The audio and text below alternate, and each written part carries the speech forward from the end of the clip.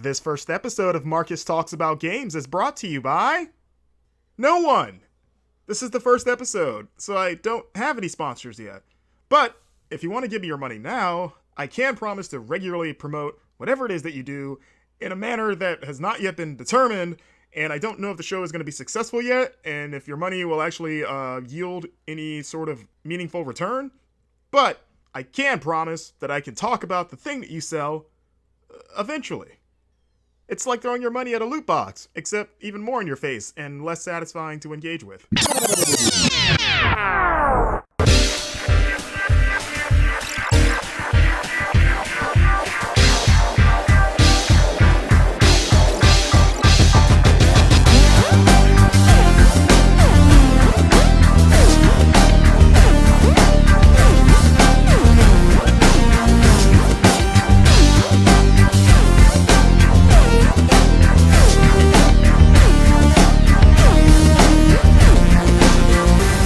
Everybody, my name is Marcus Stewart, and welcome to Marcus Talks About Games. Welcome to the ground floor of this brand new show where I, as the name implies, talk about the wide world of video games. First and absolute foremost, thank you for listening. Any returning fans who may be familiar with me, if you listen to my other podcasts such as Carving Gaming Rushmores or Call It in the Ring, some of you might know me as a cast member on the two fine Dungeons & Dragons live plays, We Wanted Adventurers or Dragon Guard. A select few of you might even know me from a 2015 episode of the Game Informer show during my internship there, where I awkwardly said that the favorite part about interning for GI was discovering how the physical office space was laid out. Not my finest deer in headlights moment, but if you're one of the two people that remember that, and you came here to see if I would say anything else really weird and cringeworthy, I appreciate you lending your ears to this show. And yeah, this is the part where you kind of kick off what a new show is going to be. What is this show going to be? You're probably asking yourself that. Obviously, it's me running my mouth about video games. You certainly won't be disappointed on that end, but what I wanted to do was...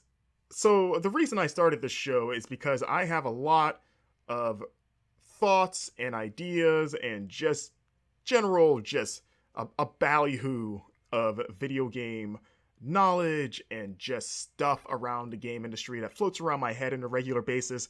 And this show is essentially a way for me to finally just release all of that all that scatterbrain nonsense. And because of just how random my brain is, this show is going to be relatively all over the place. It's not going to be standard week to week in terms of formatting, and by that I mean some episodes it might be just me just straight up talking about the games that I'm playing. Maybe I'll talk about recent events in the game industry and give my 2 cents, however much they may be worth. Well, I guess 2 cents is exactly how much they would be worth. I just answered my own question. All right, show's over. There we go. But seriously, so it might be that. Other times it might be something completely goofy and random. I have a lot of really dumb and fun segments for the show that I know you guys are going to enjoy. Some of those segments might just be involving me, but there's going to be a lot of times where I'll have some special guests show up. But no matter what happens, I hope you enjoy it and that you stick around for what's going to be a pretty wild and crazy roller coaster of a show. So, as for today's episode, it's a new year. It's 2019, January. Happy New Year, everyone. And I thought that before we jump into anything, today's episode, we're just gonna spend some time about me. For those of you that don't know me, I'm just gonna share a little bit about myself. It's just gonna be a bit of a preview of me, myself, of who is Marcus Stewart? What makes him tick as a gamer? Why does he like video games? Just kind of going through that just so you have an idea of who I am if you're not familiar with me, and the things that I'm into, what gets me excited about video games, maybe a bit about what I'm playing now, and touch on what I've played, at least in the last year since we're coming off 2018, and maybe a little bit of what I'm excited for of the future. I only say a little bit because the back half of the show, when I was said before about having special guests, I have a very special guest, one Jack Gardner, who sat down with me. Jack is the co-host of the Best Games Period podcast, alongside Naomi Lugo, which airs every Monday, and the show, it revolves around them discussing one game in particular and just debating whether or not it's one of the best games ever made.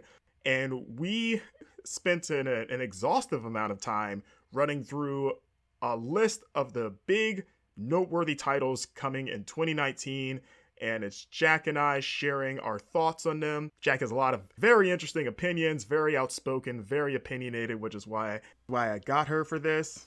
And it'll be part one because it wound up going about like 3 hours. We were talking about not just games, but just going on random tangents. It was a really good time. I want to thank her up front for sitting down with my dumb self and going on around about games as long as we did.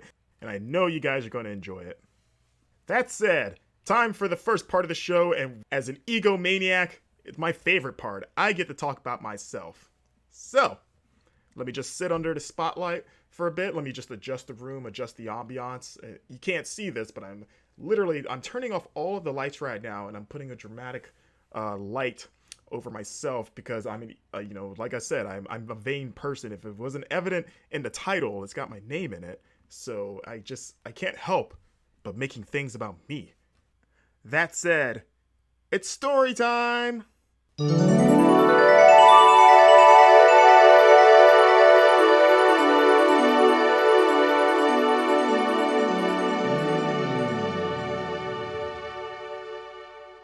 Nice. Long ago, in about the late 80s, a prodigal child was born under the Midnight Star. From an early age, he was gifted with the Nintendo Entertainment System and a copy of the legendary Super Mario Bros. And Duck Hunt. After getting slain by the first Goomba, Marcus knew he would become a gamer to improve his skills so that this defeat would not be repeated. As he grew, he obtained many other systems: the Super Nintendo, the Sega Genesis, Sony's PlayStation, due to its incredible ability to play CD-ROMs. He played as many games as he could trade for, growing to love series such as Mario, Sonic, Final Fantasy, Crash Bandicoot, Metal Gear, and many others. Upon graduating high school, young Marcus was at a crossroads. What do I do next? What do I do next? He asked. I know I love games, but what do I do with them? At an impasse, he decided to learn how to create them and enrolled at the Institute of Art to study game design. For 4 years, he modeled, animated, and horribly programmed his own interactive media. I knew from the beginning that Marcus would be an outstanding pupil, says Professor Oliver Langston. No, Professor Oliver Langston may or may not be an actual person. However, his heart steered him towards the media side of the industry. A childhood fan of video game press, he began writing his own game reviews, usually in the college library, much to the chagrin of his programming instructor. He began writing about games on a wrestling forum before founding his own blog. After almost 2 years of writing reviews and features, he was tapped by a small gaming website, and it was here that Marcus got his first taste writing professionally. Months later, Marcus took on an internship at Game Informer magazine. After spending a decade reading the magazine, his dream had been realized. To a degree. Since his time there, he would contribute to various sites and travel to events around the country, as well as slay dragons and other great beasts. The next chapter of his epic story unfolds now. Where will his adventures take him next? You'll just have to tune in to find out.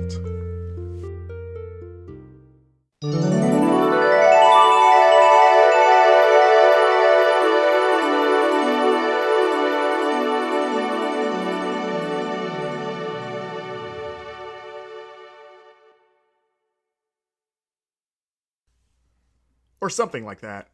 You get the idea. Anyways, let's talk about the games I've been playing lately.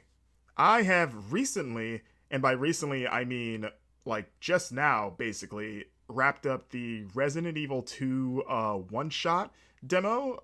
Of course, this is the remake of Resident Evil 2 that releases in like a week or so? I don't remember the exact date. It's very soon.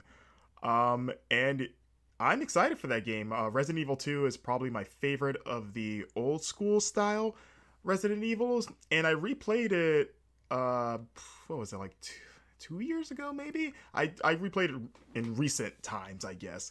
And so my memory is still relatively fresh, and I had a good time with that demo. I missed out on playing it at E3 this year, so I was happy to finally get my hands on it. And I'm a huge fan of Resident Evil 4 as well, so blending basically my two Resident Evils together could not get me more excited for this game. I had a lot of fun playing it. I got super sucked into it within the 30-minute time limit that you have. Like, as soon as I started finding puzzle pieces and, even within the 30 minutes starting to connect those dots, I was on board. I was ready to go. I wanted to keep playing the rest of the game. And yeah, I'll probably be picking this up day one. It controls well. It looks good. The voice acting is still pretty cheesy, which on one hand stays true to that series. On the other hand, I wonder if I wonder if it would have been cool if they just went kind of the Resident Evil 7 route, which was a little bit more, or like the voice performances were just better, I guess we'll say. There was less cheese in 7 compared to the old one. So I was like, maybe they should have gone that route just to make it maybe more scary. Not that the game wasn't scary. In fact, it was very creepy and eerie. The zombies look great. I want to play more of that game, so I'm excited for it. So yeah, go give that demo a try. It's only 30 minutes, and you literally only get one chance to play it. Like, once the time limit expires, you can't play the demo anymore, which is a very interesting way to go about that demo. I wonder why do that. Why not let players play the demo as much as they want to? Is it to kind of to keep the appetites wet for the game, the full game, obviously? I guess I could see that argument. At the same time, it's a remake of a game from 1998. I think Resident Evil 2 was 98. So I guess for older people, we're already kind of familiar with it anyway, so you may as well just let me run around through it. But I guess I can, like I said, I can kind of get the idea of leaving people wanting more and not getting sick of it before the main game comes out. I wonder if other companies will follow suit, because that's kind of a good idea, like, on paper. I guess it worked on me, because I was like, man, I can't go back in and try to get farther in the demo. I have to, if I want to keep playing, I gotta wait for the main game. So I guess, as maybe semi-devious as that is, it works. But yeah, played that recently. I'm right now kind of busy cleaning up the leftovers of 2018. 2018 was a good year in games. And if you want to see my 10 favorite games of 2018, you can go to my personal blog, marcuswritesaboutgames.wordpress.com. Cheap plug. And you can check out my top 10 favorite games of 2018, ranked from 1 to 10. I break down all the games I played that I liked and why I liked them, as well as give a list of everything that I played that year. I would appreciate the eyeballs on the page, and I would love to know what you thought were your favorite games of last year. But yeah, some games that I've wrapped up since the new year started that carried over was The Messenger. I was playing that for Switch. That's a really good game, though. The second half, I heard people say like the big switch in the second half, which I won't spoil if you haven't played it, even though it's in the trailer and they kind of put it out there themselves. But we'll just say like there's a big gameplay shift about midway through. And I heard some people say that the game kind of gets a little less tight, less good, basically, for lack of a better term. And yeah, I kind of agree with that. I still really enjoyed it because that game plays very well. If you're not familiar, it's like a Ninja Gaiden spiritual successor. It's pretty hard, though not as infuriating as those NES games, but it's got some great tight gameplay. It's got surprisingly sharp writing. Like, it's a pretty funny game, which I did not expect that to be a factor going in. But it's a neat game. It's on Switch, and I think PC. I don't think it's on any other consoles that I know of. But I played it on Switch. But yeah, that's a fun little side scroller, especially if you're a fan of NES Ninja Gaiden. I enjoyed it overall. Speaking of Switch games, I finished Gris. At least I'm assuming it's pronounced Gris. I don't think it's Grice. Maybe it is Grice. I'm assuming it's grits because I think of grits like food, but if you take out the T, it would be Gris. So we're calling it Gris. Now I kind of want some grits.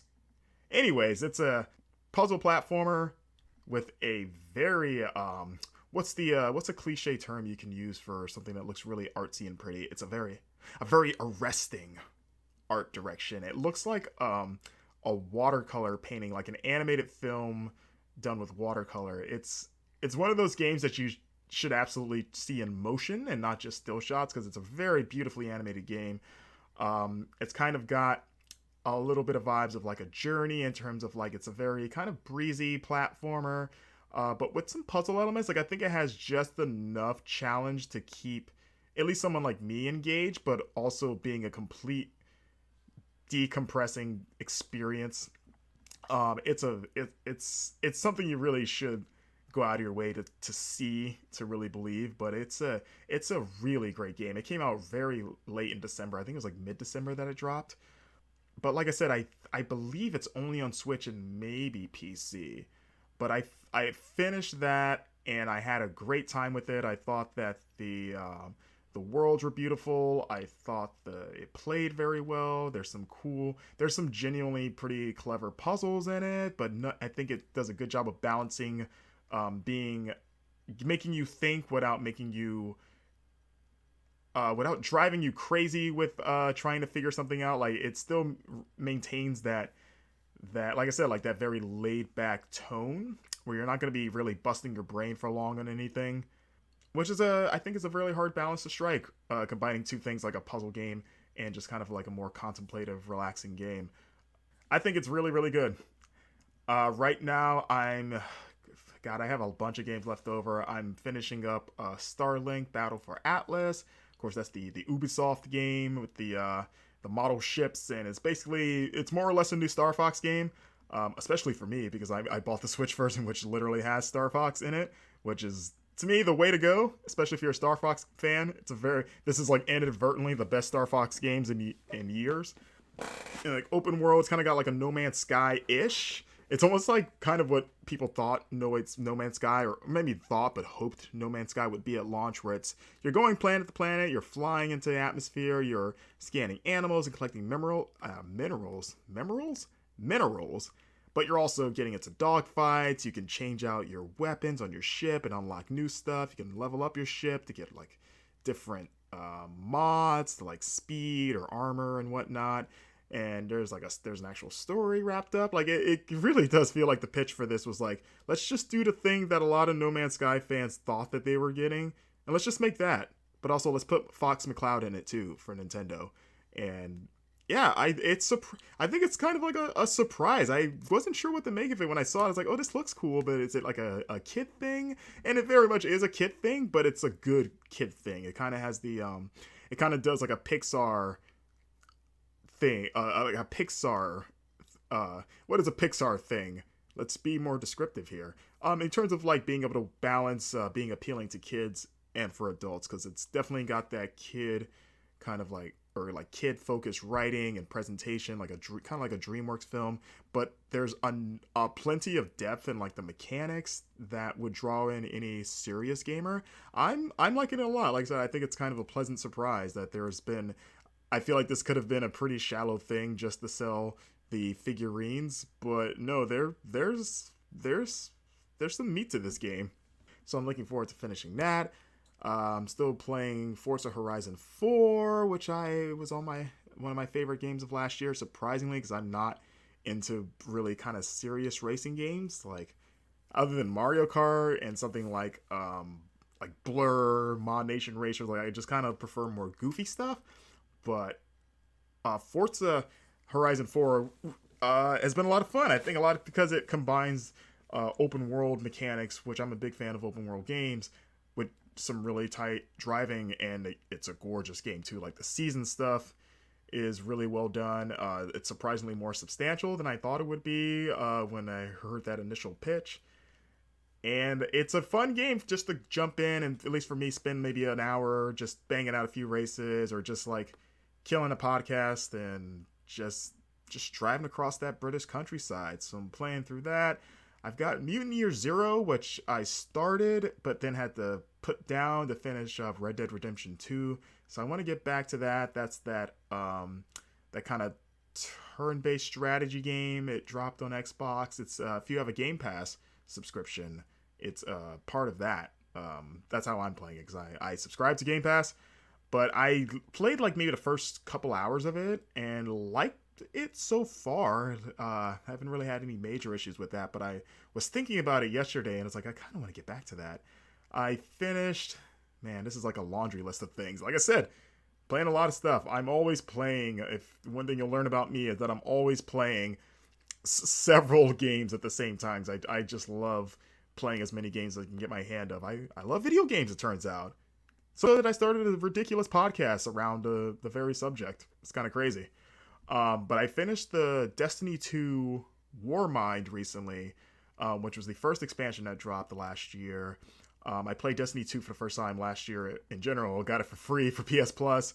And I actually got it before that with that free weekend they did and ran through the campaign. I like Destiny, it turns out. I didn't really like Destiny 1. I kind of dropped off for the same reasons that a lot of people did. And didn't go back to play any of the expansions like Taken King, even though I heard that it gotten better.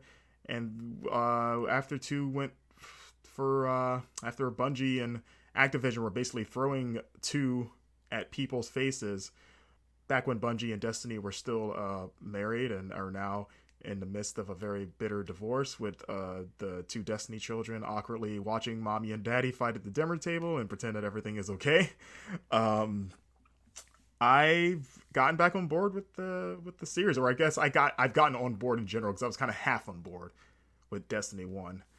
But yeah, I finished Warmind. I thought it was okay. I don't really give a crap about Destiny's lore. I barely understand any of it. I just kind of like the shooting and the loot stuff, and I like going, visiting the worlds. I think that it's very beautiful and kind of a creative art direction in terms of how they designed their enemies and the different planets. So yeah, I'm gonna at some point I'll pick up Forsaken, which I've heard nothing but really good things about. But I think I'm taking a break from it for now, because I've been playing a lot of it the last couple days to get it done.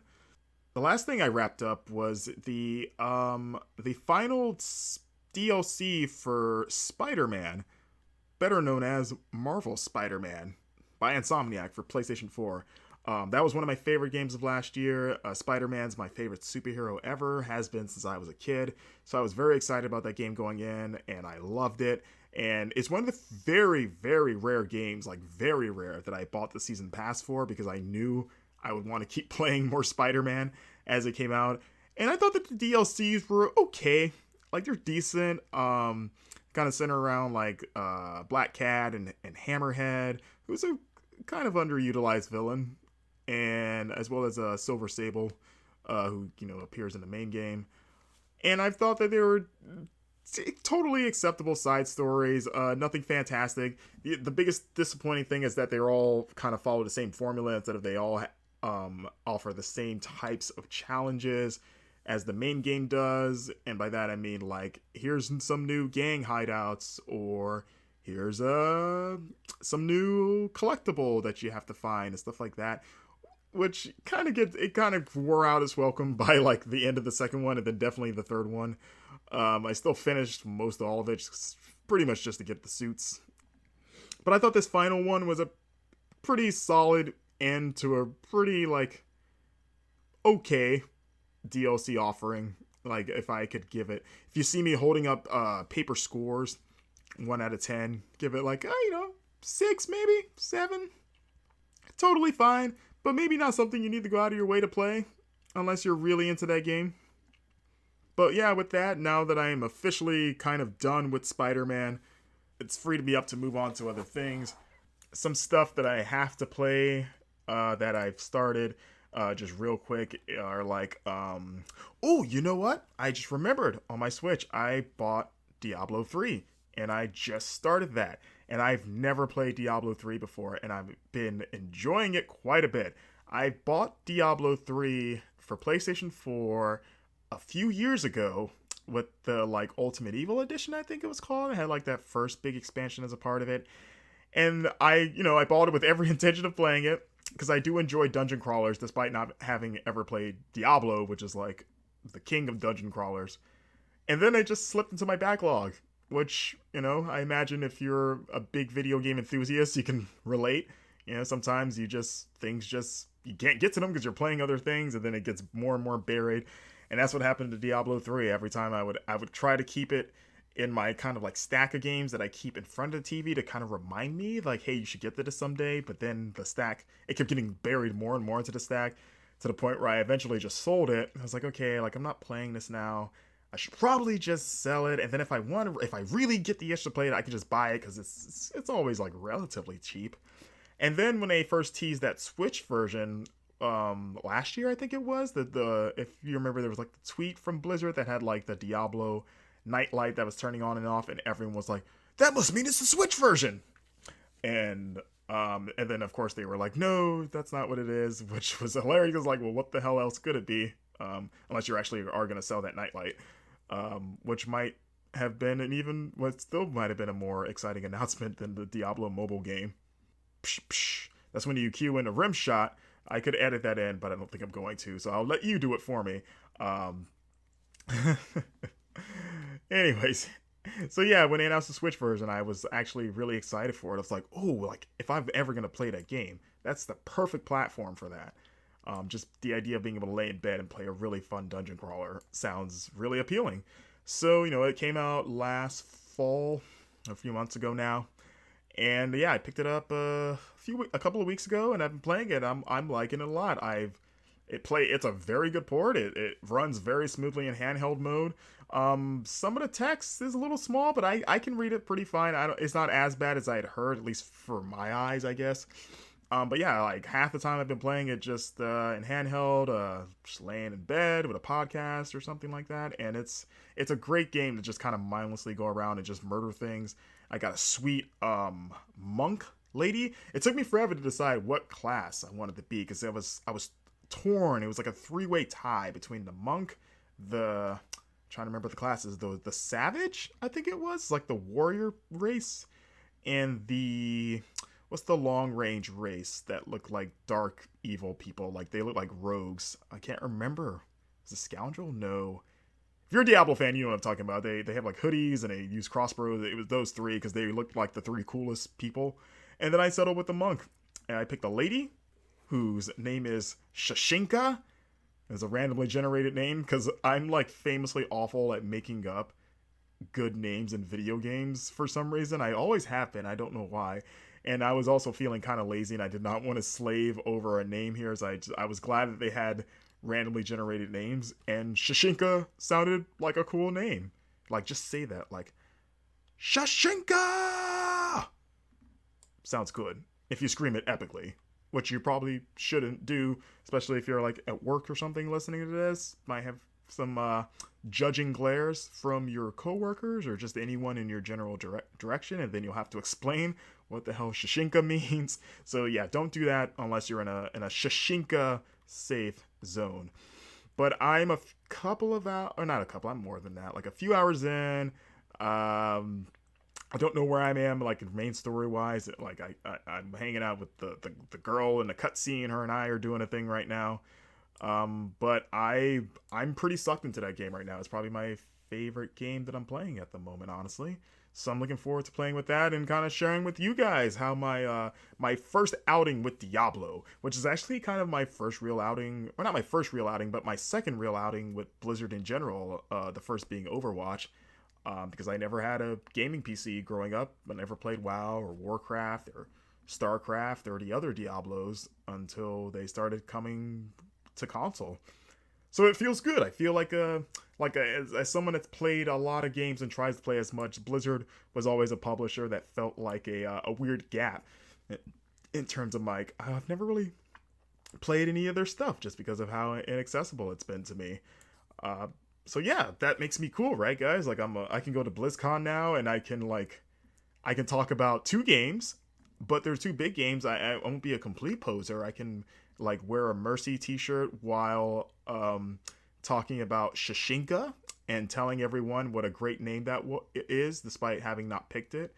And if I run into someone else that has Shashinka, I will pretend that I'm okay with that, but deep down I will harbor a little bit of resentment because I like to pretend that there's no other person on the planet that has that name and that my character's entirely unique. So I'll probably shake your hand and just kind of, I might squeeze it a little hard. I'll pretend it's a gentleman's handshake, but it's actually you should delete your character immediately and pick a different name handshake. But yeah, Blizzard, if you're listening, you can invite me to BlizzCon now because I'm cool. I'm one of you guys now, right? I'm giving a really corny thumbs up into the microphone. It's so corny that you can probably hear the just the awkwardness coming through the speaker. So yeah, that's a brief rundown of what I'm playing right now.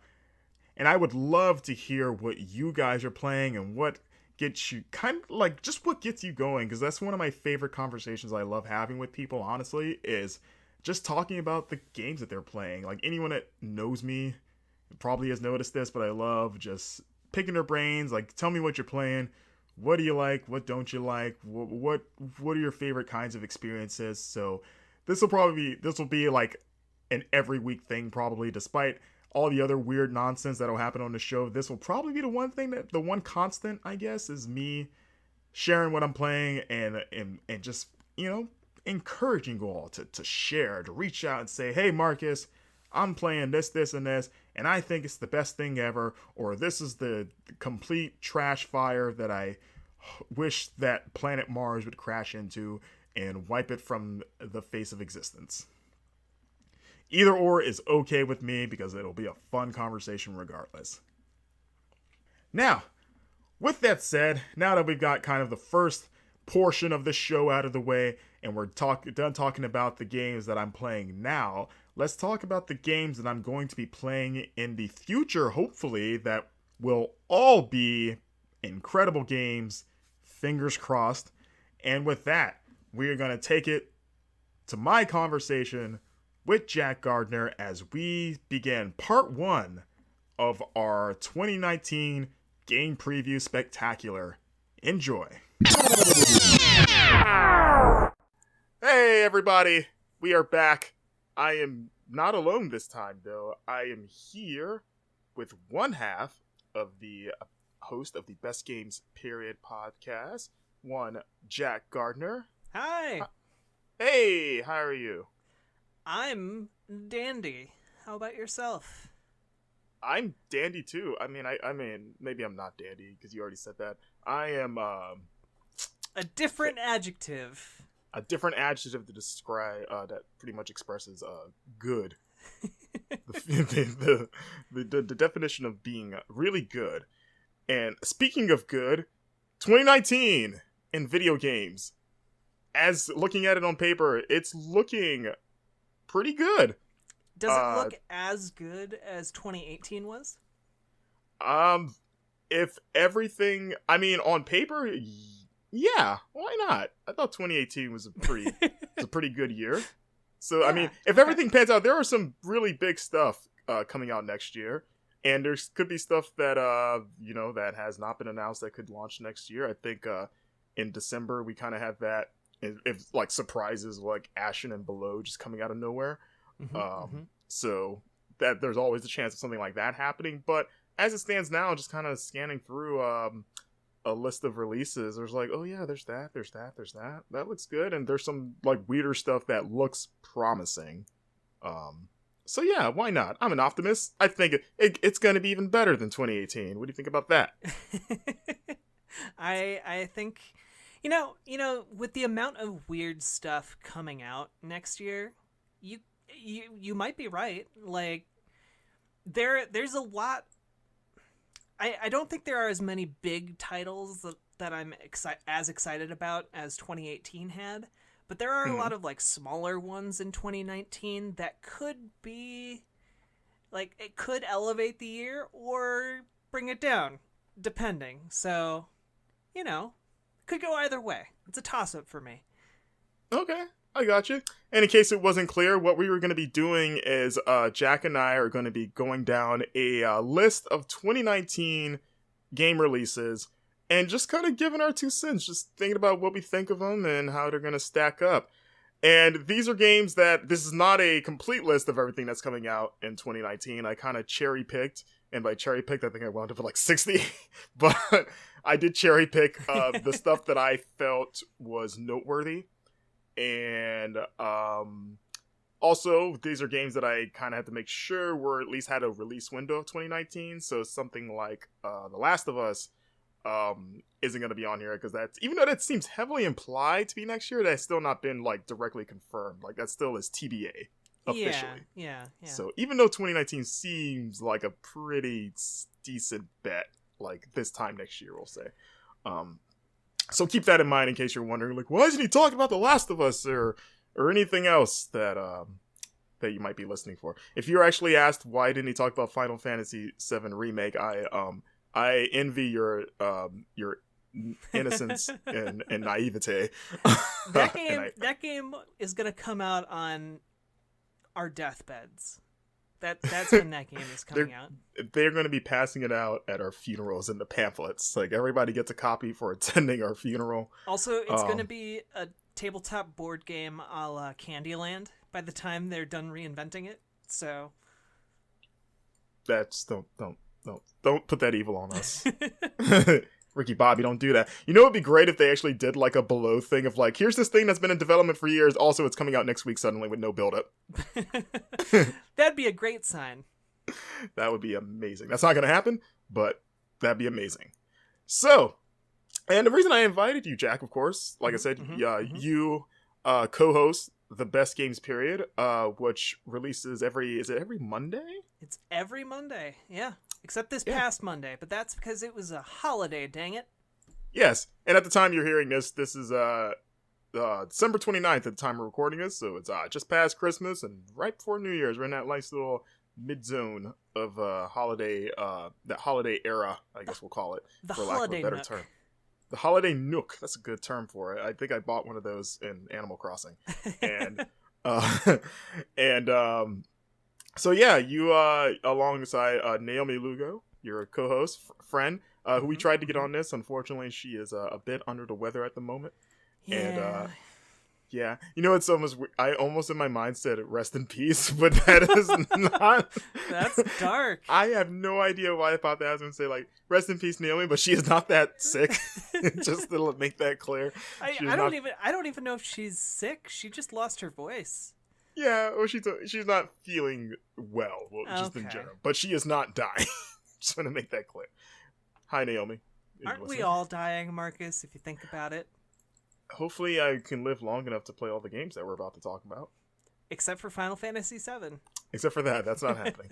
I don't know. I live long enough to play 15, so hopefully lightning can strike twice and I can live long enough to play the other Final Fantasy that's going to take forever to come out. Which is even more mind-blowing because it's an old Final Fantasy that I've already played multiple times. Was Lightning Strikes Twice, was that the second Final Fantasy 13? You mean Lightning Returns? Lightning Returns, that Lightning was the Strikes. third Final Fantasy third. It should have been Lightning Strikes Twice. That would have been great. That sounds like that would be the Japanese title. Right over there. It's Lightning Strikes Twice, and then when it was localized, they're like, that sounds silly. Like, that sounds like that would be the literal Japanese translation for that game. And they're like, let's make it Lightning Returns, because that sounds a bit hokey. So, thankfully, Lightning will not be returning next year. We're getting Final Fantasy 13 Part 4. Yay! Before Final Fantasy VII Remake. To really make you throw a chair across the room. But yeah, you and Naomi host that show, and you guys every week you talk about the best video games of the past. So I thought, who better to talk about the best games of the future? Yep.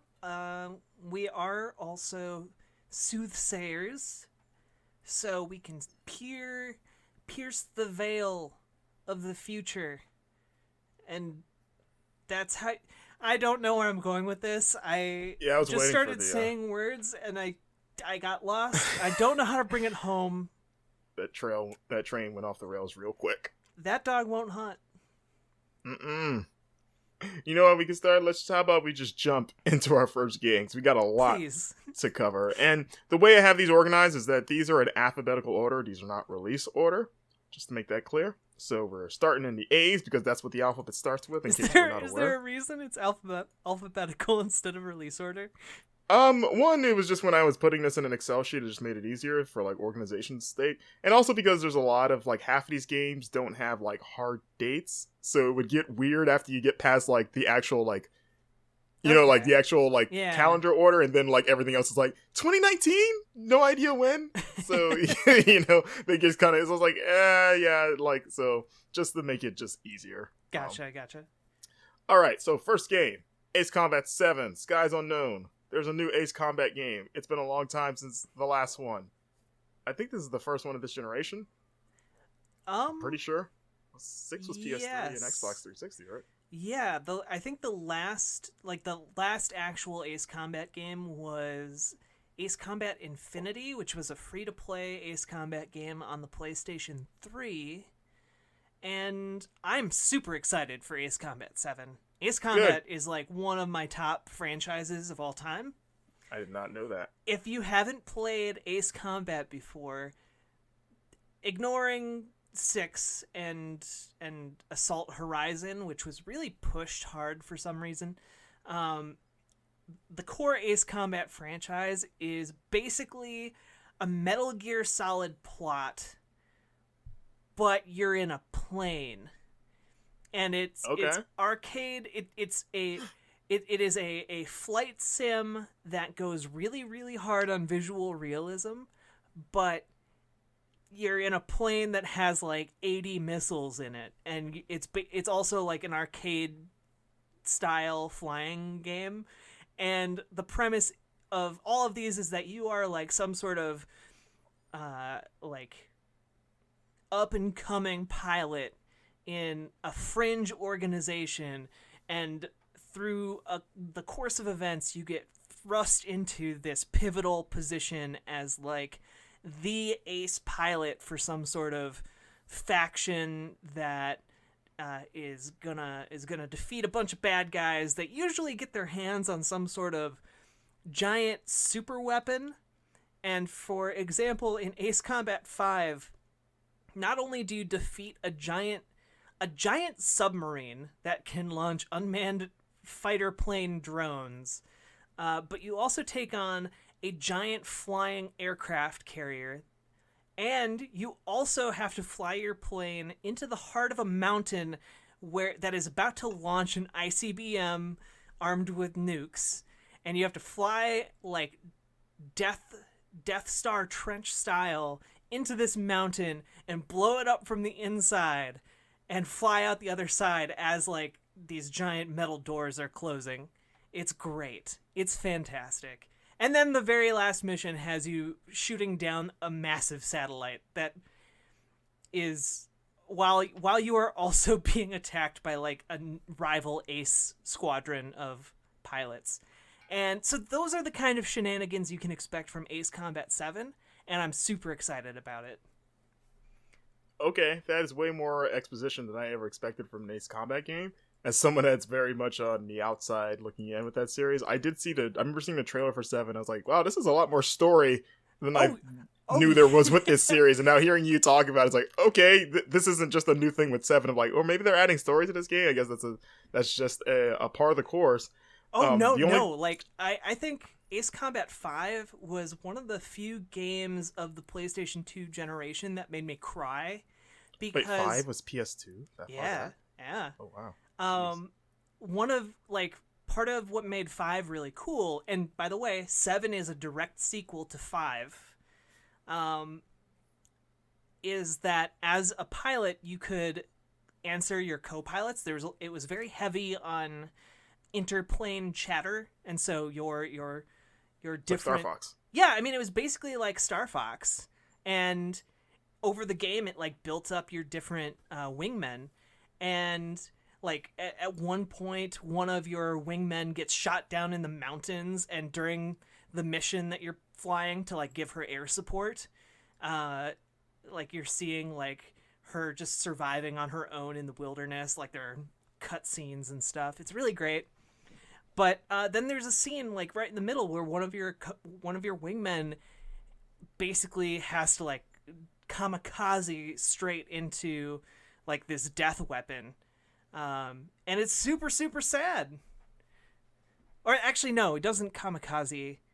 It he has engine damage and just isn't going to be able to eject, and so you have like a minute with him as his plane slowly goes down. And it's super sad. Anyway. Oh. Whoa. That's... Wow. Yeah, okay. Expect high emotional stakes, off-the-rails storytelling, and just bananas missions.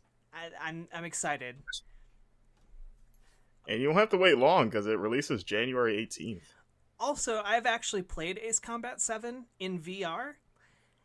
Oh. It's amazing playing that game in VR because it puts you directly into the cockpit of your plane as you're flying it.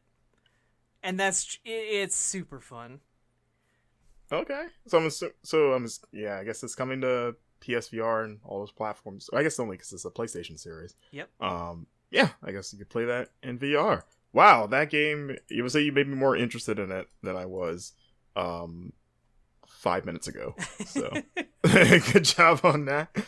All right, next game is a game I've been excited about for a long time and was recently confirmed as a 2019 release, and that's Ancestors: The Humankind Odyssey.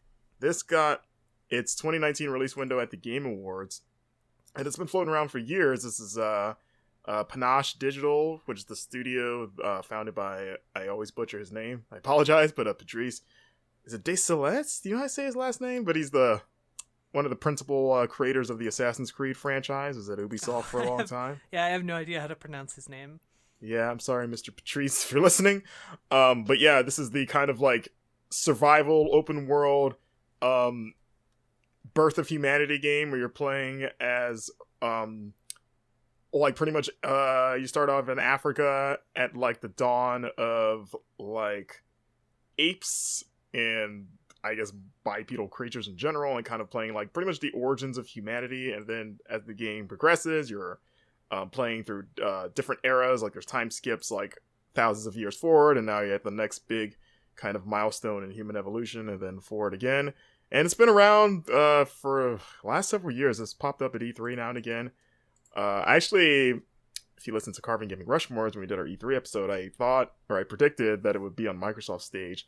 It did not, obviously. The last place I expected that game to reemerge was the Game Awards.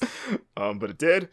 And I'm excited that thing finally has a release window. It's one of those games, one of those long development games I would check in on now and again, because it would go quiet for a while. It's like, is that still happening? I hope so. Just to make sure it wasn't canceled. And I'm glad to see a light at the end of the tunnel. I think it's a really cool concept. Yeah, the concept of that game is super interesting, and I don't know, I feel like I have seen the concept of that game in multiple iterations of it throughout the years, but it was always attached to different projects that like never saw the light of day. Like they were all canceled or were too ambitious and just ran out of money. And so I'm really intrigued to actually see them do it finally on like a modern gaming rig. Yeah, I'm excited to see more gameplay from it. Like they had a big thing at the Game Awards where they released like a big trailer or a big like demo of some footage of that. But now that the game's coming next year, I'm excited to see like more and more of that game, like just more of like what this actually is moment to moment. So yeah, that's one of those games where like it's been on the like TBA list for a long time, so it's nice to kind of get it out of that box. Speaking of things in boxes, and this is the worst segue, it is only vaguely attached to this next game, but maybe you'll see, is that we have a new Animal Crossing. Heck yeah. And it's coming to Switch. Because, you know, in Animal Crossing, you move things into houses, so you need boxes for that, probably. So that's the connection with that segue. But yes, it doesn't have a title yet outside of Animal Crossing. Working title. It'll probably get a subtitle like, I don't know, Switchy Folks or something. I don't know. Friends. Something related to the Switch. Like, it's friends gotta have, like, play together, and it will offer co-op. Take it to go. It's like, you know, like the last Animal Crossing was Pocket Camp from, it was last year, I think? For the mobile one, which actually now the has only... some unfortunate connotations. And that was actually my first Animal Crossing game. I never played the series, and really? It's a very weird entry to get into because I was like, I know I was talking to like Naomi and a few other people that were into Animal Crossing. Just the guys like, is this like a traditional game or is this more like its own thing? And he's like, oh no, this is very much very much a distillation of what that whole series is. And I actually got into it for like the first week, and then it got really repetitive. But then it made me want to try out the mainline ones. Like, okay, if the mainline ones are a fleshed out version of this, then maybe I'll have fun with those. So yeah, I'm kind of looking forward to the Switch version. Well, whatever that winds up kind of being. I mean, it's supposed to be a full-fledged new game, but yeah, I take it you're an... I'm a middling fan. Like I can take it or leave it. I know there are some people who are just absolutely rabid about Animal Crossing that are gonna be phenomenally stoked when this finally comes out.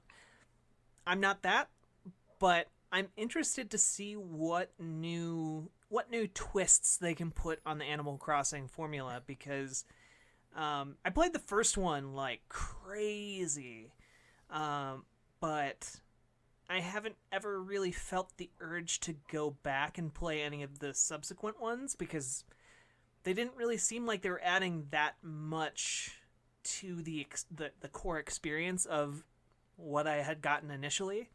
So I'm interested to see what's the hook for this one. Like what are they offering? Yeah, because they haven't shown anything of it other than just a little cinematic trailer and a 2019 date, so we still don't actually know what it's bringing to the table. So we'll get a Nintendo Direct around that game at some point this year. So looking forward to that. Next up is a game that is very different than Animal Crossing, and it's coming pretty soon, and it always boggles my mind that it's coming as soon as it is, and that's Anthem. Yeah. BioWare's Mm-hmm. Destiny thing with Iron Man mech suits, like got Titanfall, and it's a bunch of things. But and we've talked about it before with like our the E3 podcast we've done. Yeah. I still think that game looks cool. It's BioWare's Destiny. It is. Are you saying it's BioWare's Destiny to make this game, or it's BioWare's take on Destiny? I guess it could go either way. I guess. I think they're trying to gun for that similar, like, ongoing multiplayer shooter niche, I guess. That they can offer expansions on going forward and all of that. Yeah, but with more story, like they've said that because BioWare is very much known for its storytelling, so they have promised that is not changing with this game. So, I will refer you to the lead up to Destiny, where they promised just an amazing transcendent storytelling experience, and what we got was like the herder version of Star Wars fanfic. I will say though that BioWare is it's more of a story focused developer than Bungie. As much as people like to get really excited about Halo lore, I've played every Halo game, but I played several of them relatively recently, and I still don't see the big deal with that lore. I'm like, oh, it's okay. It's fine, but it doesn't seem nearly as involved as a lot of people make it out to be. At least in the games, maybe the books, but I'm not getting into that crap. That's fair, and I can say that I have played Anthem. I, unfortunately, due to NDA agreements, can't actually talk that much about what I played or saw during my time playing Anthem, so yeah. Did you have fun playing Anthem? Can you say that? I don't know if I can say that. It was. Did you have fun? I think overall it was. Did you have a good time? It was okay. All right, fair enough. Anthem will be an okay game when it launches in February. There were parts that were really good and parts that weren't so good, just like many other games. And look for Jack's back of the box quote. Gosh. This is okay. I wish I could go into more specifics, but I can't. Well, you know what? People won't have to wait long to play, because I believe they're doing that open beta like 2 weeks before it launches, like the beginning of February, because it launches, I think, the 22nd of February, if I remember correctly. So we all have just over a month before we can get our first hands on it, and then we can be in the same boat as you as, oh, this is okay. This is fine. It works, I guess. It's a game that plays. I hope it's good. I would like a new too. I would like a modern BioWare game to really get behind, because the last one I was very much not so, referring to Mass Effect Andromeda. So, I mean, it can't be any worse than that, right? I probably shouldn't jinx them like that, but at the same time, that's a very easy bar to casually step over. So, Anthem, please be good. Next up, the last of the A's, Atlas, which is from the developer of Ark, Survival Evolved, Dinosaurs, but now they're doing pirates in an MMO. This was announced at the Game Awards, and it's currently in open beta, and apparently the open beta has not kicked off on the best note. Well, have you played Ark Survival Evolved? No, but I've always wanted to, because just the concept alone, it's dinosaurs, and they have it's like future stuff and whatever. I don't know, like just the box art alone just speaks to me of like, this looks like stupid dumb shit I could be behind. I've watched people play it, but I've never played it. Yeah, I mean, that's a really good summary of Ark Survival Evolved. But when I played it, it was a janky mess. And I imagine that the super early access version of their pirate MMO is probably also a janky mess, unless it's running under ideal circumstances. Yeah, based on I remember reading some headlines recently that was like, yeah, this is not great so far, which sucks. It's the second pirate game in 2018 to not launch very well. Why is it so hard to make a really good pirate MMO, or even just a really good pirate game? I mean, we've gotten one of those. It's called Assassin's Creed 4. Yeah, we one pirate game. Them. I mean, we don't get a lot of pirate games in general, but the few that we get, most have not been phenomenal. And then there's Assassin's Creed 4. There is one more coming out later this year that we'll get to much later. So at least the pirate genre has 2 stabs to get it right in 2019. But yeah, I don't really have much to say about Atlas. I probably won't play it just because I don't really play MMOs, really. I don't know. I don't know if I would say that. It depends. I mean, if it comes to consoles, like, that's a big thing. I think it is. I would imagine it is. I think it's only on PC right now. But if it comes to consoles, I'll probably try it and then hope that it's better than Sea of Thieves. That's all I can say is be better. By the way, I know that it's just kind of like an accepted thing now, but I just want to reiterate that I think I think having a beta for your game and charging once you start charging money for your game, it should be open to criticism. Like, I think people still play like, baby hands with games that are still technically in early access or beta. I think like the core idea of early access is good, but it's weird to me that it's charging money for people to beta test your game. Yeah. I don't know. Isn't Fortnite still technically in early access? I mean, that's free, but you can buy things. I think, but isn't that technically still early access? I think they either just launched or, like early next year they're launching like the actual story missions. Then that's technically it coming out of beta. But yeah, you're right. Okay. Yeah. All right. I guess that's all we have to say about Atlas. Next up, it's gonna be hard to say much about this because we literally don't know anything other than the one trailer. But this is a Square Enix joint. This debuted during their very underwhelming E3 press conference, and it's Babylon's Fall. Do you remember this, Jack? When we all watched this together? Absolutely no idea what that is. It was the really brief teaser which showed like knights fighting each other, and I actually thought it made me think of White Knight Chronicles. Remember that game? Oh yeah. Yeah, like I just thought of that, and I remember thinking like, is this a new one of those? But I was like, well, Square didn't do those. But it's literally like there's nothing else other than that, like that brief teaser, like cinematic, and then the name, and then 2019. So it's really hard to really say what to expect. We don't know what the hell it is. But it is a Square Enix thing with knights. Pretty cool, huh? I'm not sold on it, but I mean, there's not much to be sold on. Yeah. I guess. Yeah. Yeah, this is hard to say. I mean, I can't really fairly say if I'm interested in. I mean, I'm interested in it. Just to know what it is. Oh yeah, actually, I forgot. Platinum is making it. Oh, that changes things a little bit. Square's publishing it. Platinum's making it. Okay. So yeah, that makes me interested because I'm a fan of Platinum. I mean, if it's basically Vanquish but with knights, then I'm totally behind that. Is it knights just sliding on the ground? Yeah. Stabbing people just at high speeds? Yeah, I'm good with Or that. they do it with the horse somehow. The horse like slides, like drift horsing. I don't know. Horse drifting. I mean, that exists in Red Dead too, but like I can do that with my horse. But yeah, it's coming to PC and PS4, and that's about all we know. But I will say I have my eye on it because of the people behind it. So maybe you'll do Eric Juggles. Okay, here's another game that's going to be a little hard to.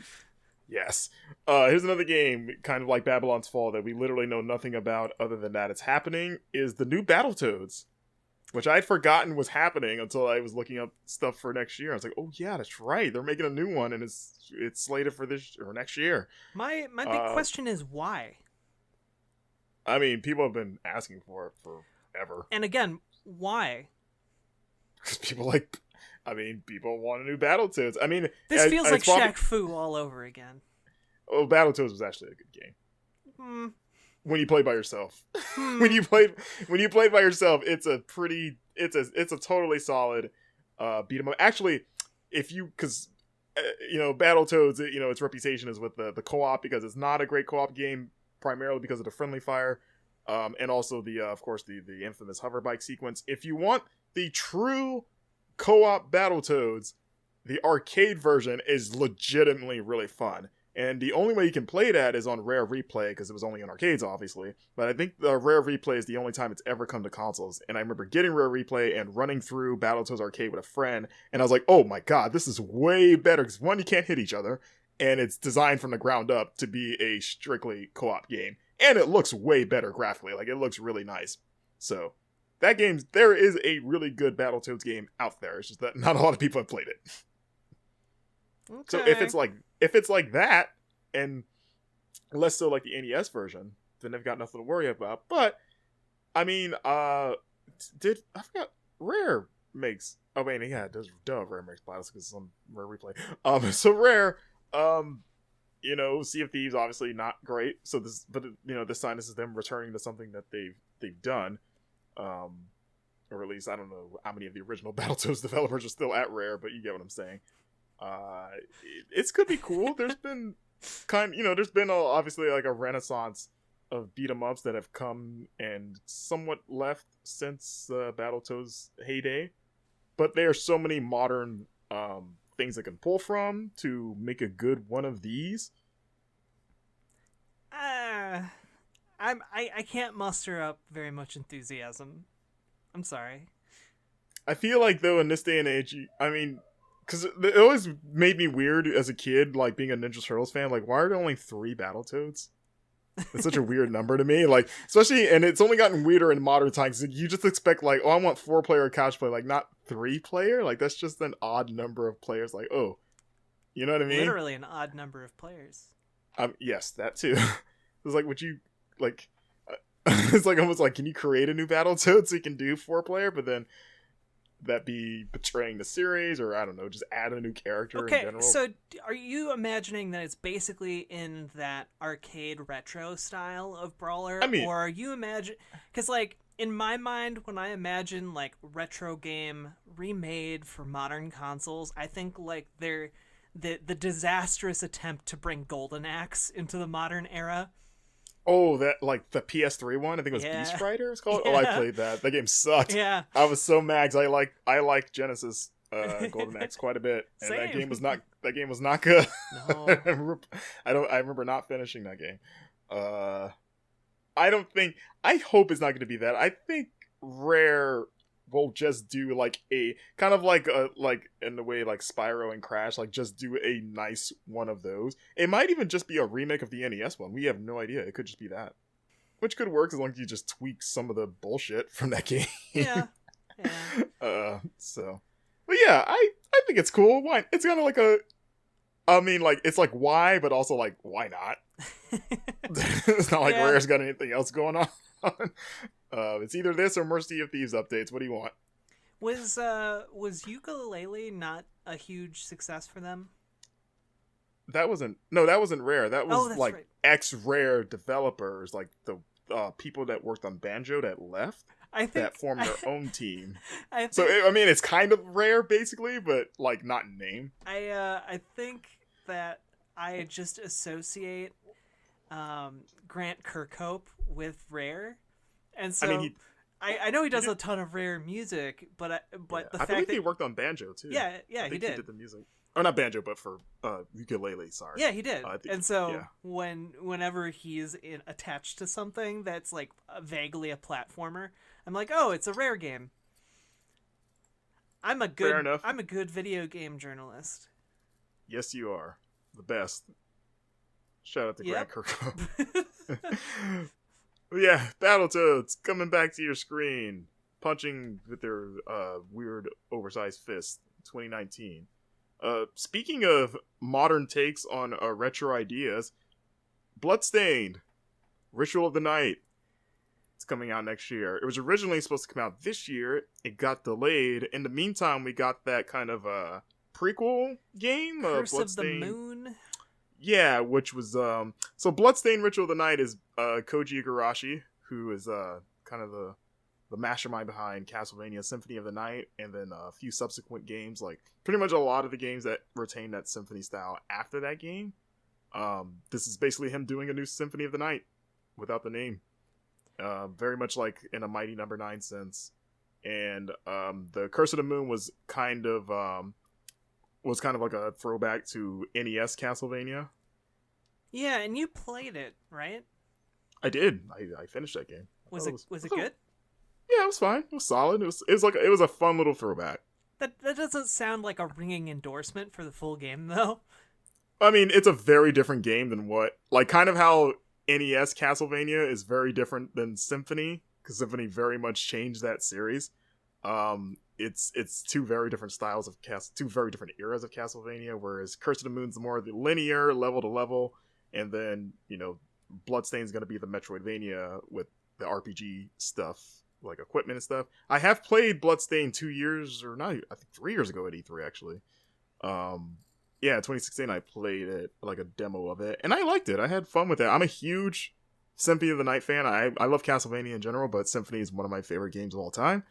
And even way back then, I was like, okay, this feels like this feels like the thing. You know what I'm saying? It looks pretty. The music was good at the time. Like I had faith. I was like, okay, I walked away like more excited for like, okay, like with some more work, this could really be something special. And they've had a year since then to work on it. They recently got Way Forward on board to help finish development, which is good because Way Forward's a good developer, especially for that style of game. Yeah, they know what they're doing. Yeah, so I personally am very much looking forward to this game, just because of my fandom for the source material. Okay, Yeah. I have no strong feelings one way or the other. That's fine. That's fine. But yeah, that still doesn't have like a hard release window other than next year. So, but yeah, I hope it's good. I hope it's not another Mighty Number 9. That's my biggest fear with this game. Yeah, because they have a very similar lineage, I guess we'll say, of the mastermind leaving the parent company to go make the thing that they weren't making anymore in his own way. So yeah, just don't be that. Okay. Another game that was supposed to come out this year that got delayed to next year is Code Vein. Remember Code Vein? Yeah, I played a little bit of that at E3 actually. I did too. I never wrote about it, but it was a very short demo, to be fair. It was. It had a very strict time limit. It was like 5 minutes, if even that. Well, I was able to I was able to play it for as long as I wanted. Oh, you had an appointment for it. I looked at it just on the floor in my free time in between stuff. So it was like a 5-minute demo. And I was like, that is not the right way to structure this kind of game of like, it's a Souls game. So like 5 minutes is not enough time to get an idea. Like you might not even find an enemy in that time. You're just kind of exploring. Cause it's like, it was just dropping you into the world. It wasn't like it didn't seem like so much like a curated kind of like demo, like design, like, oh, like make sure the player hits all the stuff that we want to see. It's kind of like, oh, we got like a portion of the game here. We're just gonna throw them in it, and then whatever happens. Yeah, so. Yeah. I mean, I'm hopeful that by the time it releases, they'll have like fine-tuned a lot of different things about it. But yeah. it played kind of like a sloppy, like a sloppy version of Bloodborne. Yeah, and if you're not clear, this is Bandai Namco, and it's basically Dark Souls combined with vampires with like an anime kind of aesthetic. Yeah. I don't know if you remember the initial like trailer that came out for Code Vein. Not the initial. They've released a lot of trailers for it. Yeah, I mean, so the very first one that I remember seeing at any rate was this very highly stylized, almost black and white trailer that just had red splashes of color in it. And I thought the entire game was going to look like that, and I was very excited. Somewhat less excited that it has kind of this anime aesthetic, but that's fine. Yeah, I think it looks nice, actually. It does look nice. Yeah. It just it looks vibrant. I get the feeling that it's intended more to launch a multimedia franchise than it is to actually be this super refined, genre building game, if that makes sense. Like, interesting. That's becoming more and more common, especially in like the Japanese sphere of game development, I've noticed. Yeah, kind of like how oh my god, I just remember this. Remember Red Ash, the other thing that Keiji Inafune was working on alongside Mighty Number 9? It was going to be like the Mega Man Legends successor. Yeah, that technically still has not come out. As far as we know, that's still like in development. So it's never been, unless I missed something, it's never been formally canceled, but it was kickstarted as well, but it had a way less underwhelming thing. But the point is that he was launching that alongside at the same time, like, oh, this is going to be an anime and like other stuff. Like it was going to be like a big multimedia thing. Yeah. So yeah, I can see what you're saying. They probably should have started with that, to be honest. But like they should have led with Red Ash instead of Mighty Number 9. Yeah. But Yeah, I mean, for me personally, because we've had newer, more Mega Man than Mega Man Legend. So right. yeah. Um, but yeah, I get the feeling that it's meant to launch more of a multimedia franchise, and you see this with stuff like God Eater that Mm-hmm. came out and is now a successful anime series as well as a game series, and there's there's a number of other game franchises that have kind of done that as well, and so I get the feeling that it's meant more for that purpose. The upcoming, it was just revealed today, but the next level 5 RPG, which I think is called Megaton Musashi, Oh, is I didn't hear about that. yeah. I like level 5. Yeah, it's this a mech JRPG, and it looks really interesting, but it's also meant to launch its own multimedia franchise, similar to, like what they did with Yokai Watch or Kuni. So yeah, it's becoming more of a thing. All right. I mean, if Code Vein if they manage to craft like an interesting world and lore, then that could be cool. Yeah. I mean, I'm not against that. I just get the feeling that it might not be getting the gameplay attention it needs, especially for a genre that is this mechanically intensive. Yeah.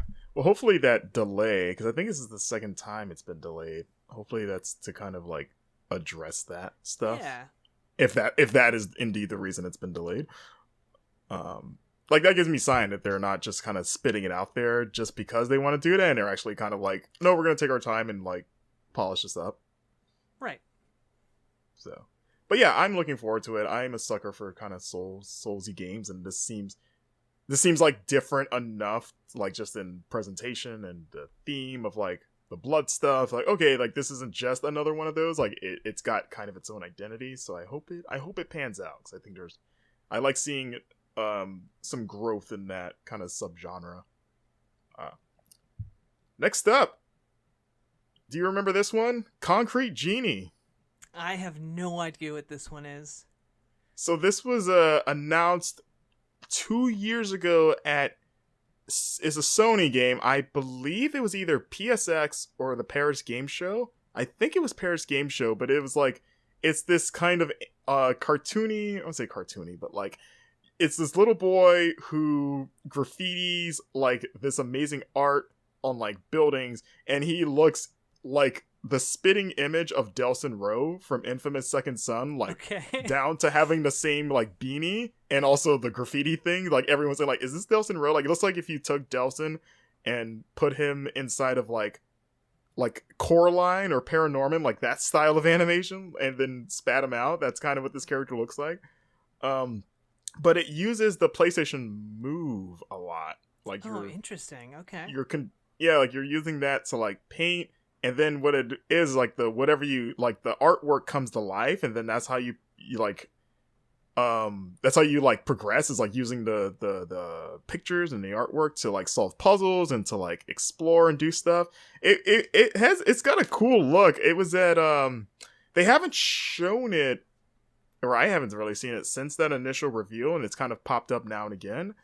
I think I saw like artwork for it at E3 this year at Sony's booth, but it wasn't like there in any capacity, at least to my knowledge. But yeah, it looks cool. It looks cool, but it's at the time, and I still feel it as now. It's like it's, my thing is like, what's the game here? Like this looks really cool, like you're like painting and making all this stuff, but what's the actual game? Yeah. Like, how's this gonna play? Like, that's kind of my biggest question. I think one of the weirder things that we're gonna be seeing next year, especially when we eventually get to Dreams, is just how like the PlayStation Move has inexplicably become a thing again. Oh yeah, like PSVR has resurrected that thing. Yeah, especially. I just like they've managed to repurpose that dead peripheral.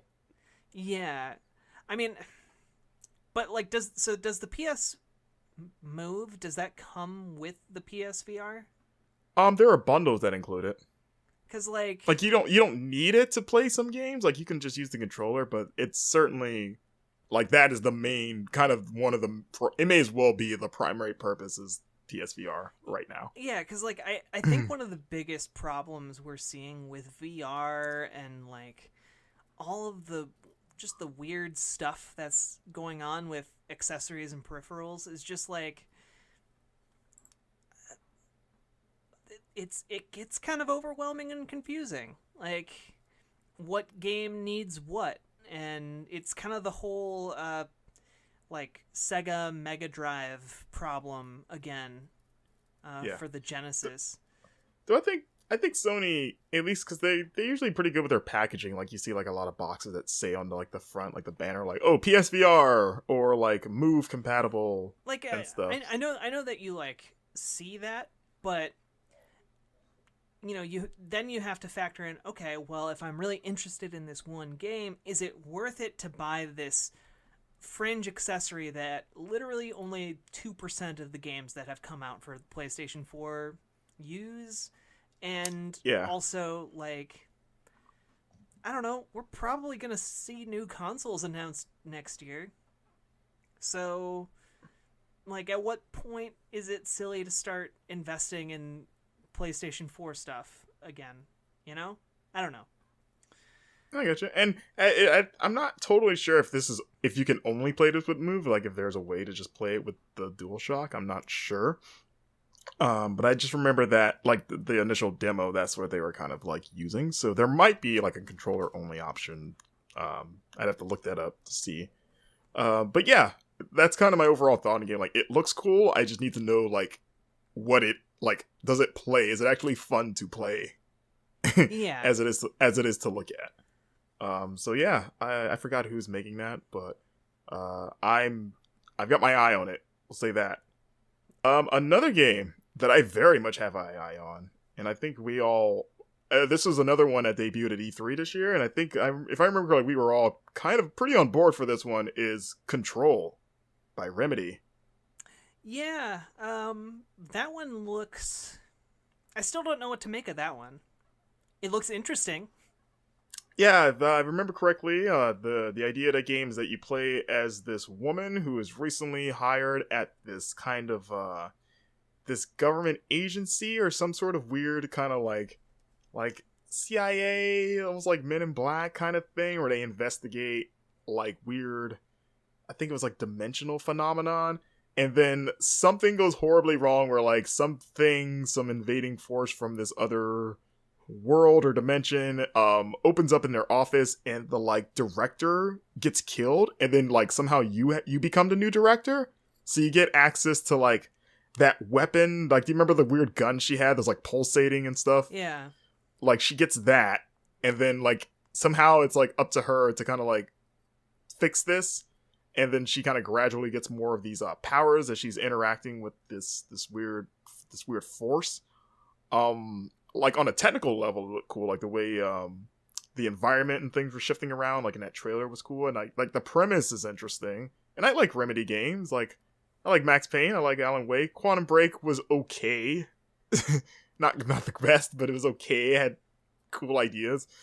I think my biggest problem with it is just the name isn't very interesting to me. Control. Yeah, it sounds. Do you like Puddle of Mud? No. Okay.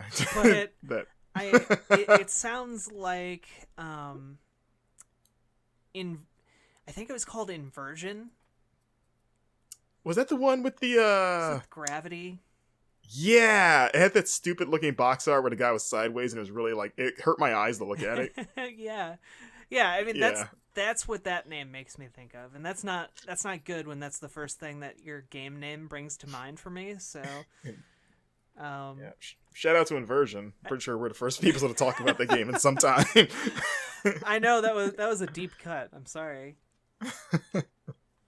Yeah, I mean, name aside, I think it looks like, I think visually, like looking at this, I remember during E3, like going on Remedy sites, I wanted to see just stills and stuff, like the screenshots and just kind of the art direction, like the colors look really cool. It almost has like a it almost vaguely has like an inside, like the game inside, like that kind of vibe to it in terms of like the color palette, like a lot of like the monotone grays with like the red kind of being really striking, and just has this. It has a very eerie feel to it, which I guess Remedy is kind of, you know, they've done that with like Alan Wake, and it's kind of their thing. I just want to know what live action TV shows I can watch on a TV. Well, I have a feeling we're going to be seeing way more than we want to about with like interactive TV things now that Bandersnatch came out and people are like, oh, FMV is a thing again. Yeah, I think they said that that's not going to be a thing in this game. Like, because I think someone interviewed Sam. Oh God, what's his name? Max Payne, Remedy head. Oh God, Sam Lake. Asked him like, "Hey, is there going to be another TV show like Quantum Break?" And he was like, "No." Which is fine. It didn't work out for them. It did not. I played all of Quantum Break, and those TV shows were. I admired the idea, and I enjoyed the novelty of it, but it was also very jarring and sometimes annoying. So I was like, it would come at a point where like, actually, I just kind of want to keep playing this right now. And now I have to wait 20 minutes for this episode of this like crappy sci-fi channel show, basically, to stop. But yeah, I think Control is like, it's weird because it's like a big deal, but I guess because we haven't seen a ton of it, it's been kind of quiet for a little while, but it's kind of low key one of the biggest games of next year, just because of the studio behind it. It's always a big deal when Remedy puts out anything. Just hope it's good. Yeah, probably say that for everything. I hope it's good. I'm not gonna say anything I hope sucks. Probably, I'm not that kind of a person. I'm an adult. I'm a better man than that. So, don't blow it, Control. Actually, it's funny I say that because the next game really cannot afford to blow it because it's been a very rocky road, and that's Crackdown 3. Okay. Assuming that it actually does stick to 2019 because it's been moved around quite a bit. I think it's going to get kicked down to 2020. Don't you dare say that. Don't you dare say that. I just think that's what's going to happen. That thing. So when was that game first announced? It's been... How many E3s now? Was it like 2014 that first trailer? It was like early this generation. Yeah, it was like the year the PlayStation 4 came out or something like that. So 2013? Like the year that... Because was it... I'm trying to... God, it was 2013 or 2014. You're right. Because it was one of those very early... I can't remember if it was... Because 2013 was when the Xbox and... You know, that was the holiday that those consoles came out. So that was the E3 they were... You know, they would still be kind of like...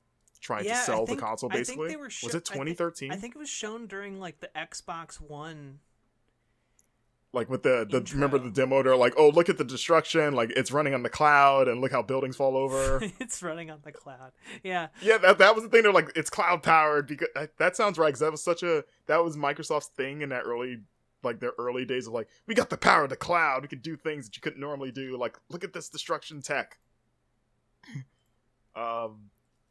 And now Terry Crews is the thing in it, and that game's been floating around for a long time. It even kind of crippled the launch of the Xbox One X, because remember that was supposed to be the showpiece game. It was supposed to launch with the X and then got delayed, so only Forza launched with it.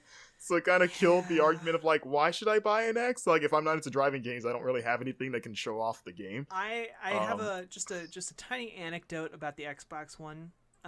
My nephews and niece, they own an Xbox One, and they all refer to it as the Minecraft box. So, Minecraft was a really good purchase, Microsoft, because as far as they know, I don't think they know that anything else can play on Xbox. You should take them to the store, and it'll be like The Giver, where they start seeing in color. Like their minds have been expanded in ways they couldn't perceive before. I don't think there are that many great games for kids on Xbox. I mean, exclusive to Xbox? I mean, no, but like, there's plenty of third-party stuff. Oh, like yeah, the Lego series, for example. Yeah. Spyro's, Crash Bandicoot's on there. They got a Nickelodeon racing game. I think I saw that. It's like $30, so I was like, no, not at all.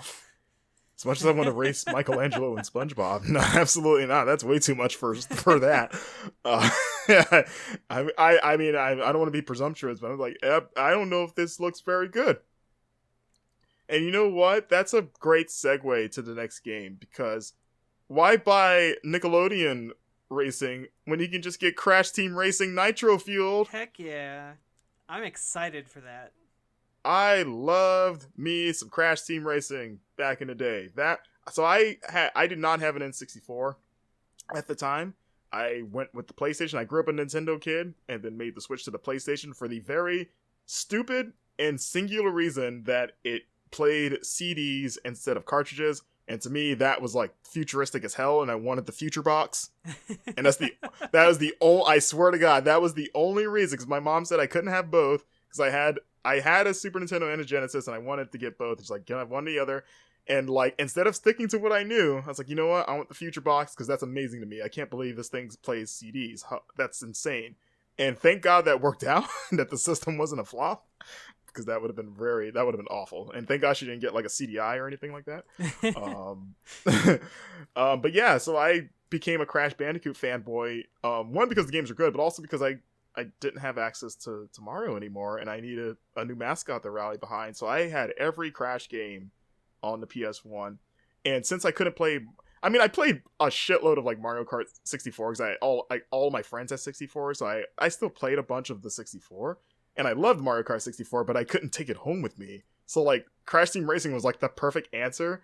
And that was also, I can't remember, and maybe you might, Jack, but was that the game? Did that launch with the multi-tap? I feel like that was one of the early multi-tap games. Like the PlayStation multi-tap, if you're not familiar, as far as I know, that might be the only game I've ever seen anyone use a multi-tap on. Oh, I used it for other stuff. Like I used it for Twisted Metal 3. Okay. And then 4, I played with friends. That was the only thing that made those games fun, was playing with other people, because they're not good Twisted Metal games. I think like NFL Blitz too, you could do like some sports games, you could do like 4 players. But I know the game I used it for the most by far was Crash Team Racing. Yeah. And that's, I still maintain, and this probably isn't a controversial thing, I've heard other people say it, this is the best non-Mario kart racer ever. It's fantastic. Yeah, and I'm also interested to see if it's going to have like cross-platform I guess gaming. You can do that now. Because yeah, it's Activision. I mean, the concept to me of Mario Kart but across everything sounds amazing. And that's basically Crash Team Racing in a nutshell. Yeah, and those games, like, I haven't played Crash Team Racing since the time, so I don't know how it holds up now, but I remember the racing, like, the controls feeling so tight that I hope they don't mess with it too much, and it's kind of like just a reskin. They'll probably add stuff. Yeah, but I mean, like, just the pure, like, driving physics. I think they nailed it back then, so I hope they don't tinker with that too much. Okay. Yeah. But everything, I mean, if they want to add tracks or do any like stuff around it, absolutely go for it if you want to. It looks pretty, like that trailer looked really nice. But yeah, like during the Game Awards when this was announced, I was like just grinning ear to ear. I'm like, yes. I think we all knew it was coming as soon as I the hoped Crash it was coming. Bandicoot remaster did so well, right? I mean, I hoped it was coming. I didn't think it was like a guarantee of like they're totally gonna do it. I was just like, man, I was happy that it did so well, because I was like, okay, like now they have to at least consider it, right? So I hope that's what we get. Yeah. Because like that just you've already got the assets there, just put them in a cart. So yeah, I'm very happy to relive my PlayStation 1 memories. It should come. It would make no sense, but I almost wish it would come with like a mini multi-tap. To use it, even though you don't need it. But yeah, that's become one of the things I'm most excited about for next year, which I did not expect just a few weeks ago. So Crash Team Racing Nitro Fueled. Look for that. Here's a game that I forgot about as well, and I wonder if you forgot about it. Demon Ex Machina. Yeah, I or don't Damon, know what that is. I guess it's Demon. Like, you know, some people that's a Nintendo Switch exclusive. It's popped up in a few directs this past year. It is a mech game with demons, and monsters, and basically it's a mech game. You're fighting mechs with demons, but it looks. Is it a turn-based strategy game or an action game? Like, what is it? I believe it's an action game.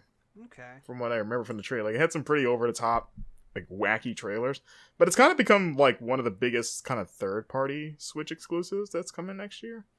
I forgot who's making it, but I don't even think it's anyone. Actually, I don't even think it's anyone big. I think it's like some kind of obscure developer. It's not Tri-Ace, developed by. is it? It's Marvelous. Oh, Marvelous. Okay.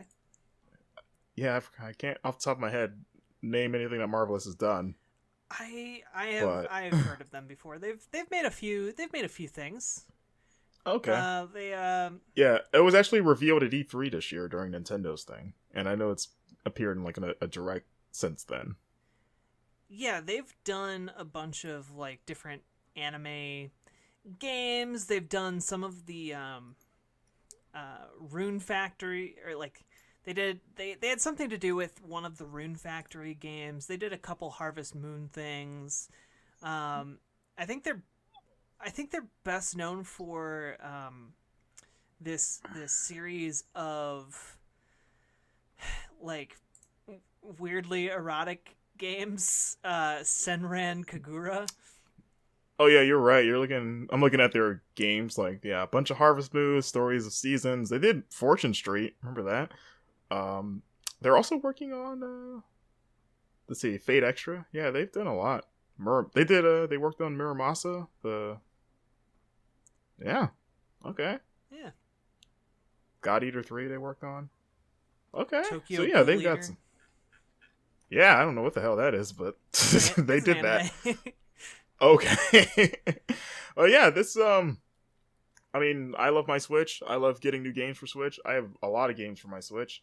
So, I hope this is good to give me another cool Switch thing, but I'm happy to see more kind of third-party Switch exclusives.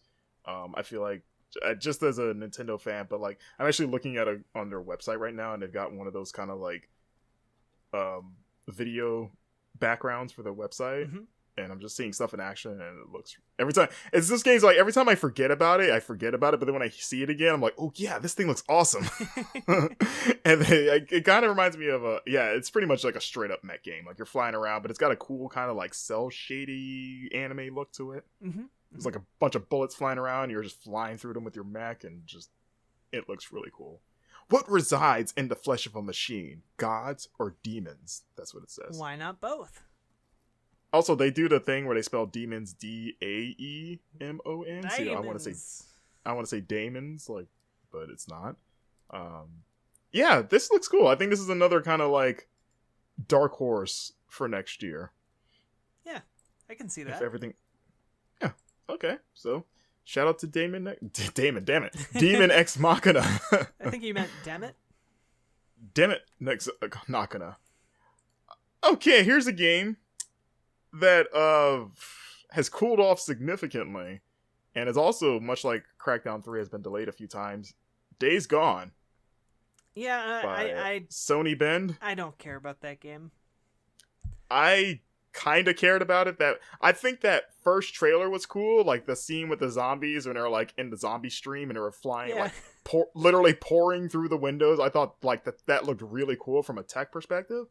But then the trailers since then have all been pretty generic, kind of like, it just kind of looks like any other open world zombie game. Like, I was like, oh, you probably should have showed more of the zombie stuff and not just like, so you're gonna get on your bike and you gotta ride to this town and get the mission giver and then you're gonna go shoot some zombies. I was like, yeah, this looks like everything else right now. Like, is the crazy zombie tech the only thing this game kind of has going for it? You know? In case you're somehow not familiar, this is a Sony Ben's next game. It's a post-apocalyptic game, open world, there's zombies everywhere. It's almost like a very grim Dead Rising to a degree. Plays a biker. I mean, it feels like Sony trying to do, like, we can do The Last of Us as well. Yeah, if The Last of Us was with Sons of Anarchy. Yeah, it's Yeah. got it does seem like it's going for that like kind of Last of Us, like this is really grim and emotional. Like there's no humanity is on its last legs. Everyone's kind of scratching to survive in these little settlements, and you play as this biker guy. I don't even remember his name. I think it's Deacon. That's right. Isn't it like about brothers? Deacon St. John, isn't that his name? He's like Deacon St. John, I think that's his name. I might just be making this up whole cloth, but is he on like a road trip to like find his brother or something? I don't even remember what his overarching mission is. I just remember the trailers were like I remember the one trailer, I think it was E3 this year, when he's like he has to go rescue the idiot at the town, and they're like, oh, like when he like blows the wall down to let the zombies eat the gang so that he doesn't have to deal with them. The only reason I remember Days Gone at all is because at E3 one year they had people up like hanging from the ceiling. Yeah, that was last year. I remember that. It was like 4 people that were like twitching every now and then. Was that last year? Or yeah, because remember this year was we're gonna move people around the buildings. Right. Yeah, last year was the weird theater that looked really underwhelming. Yes. Okay.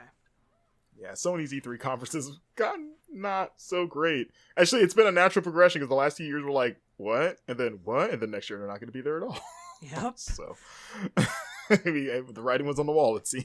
Yeah. By the way, what do you think about that? Do you think that's a good move? Them pulling out of E3, like just all the companies going to Sony. I have two perspectives. I think Sony said straight up, because I think everyone thought like, where are you going to be, like off-site like Microsoft and EA? But I think they're not going to be in LA at all. So on one hand, I get it from their perspective because they have their own thing, PSX, even though they didn't do one this year. They could always go back to it. Yeah, hype is at an all-time low. Yeah, or just do another one. Like they can totally do the Nintendo route because it's worked for Nintendo and it's worked for like EA and Microsoft doing their own things. From the ESA or like E3 perspective, in terms of ticket sales for people that want to go, that's a huge blow. Cause that's one of the major platform holders not there. So like the value of going as a fan, at least for me, would drop. Especially if you're like a Sony fanboy or girl or whatever.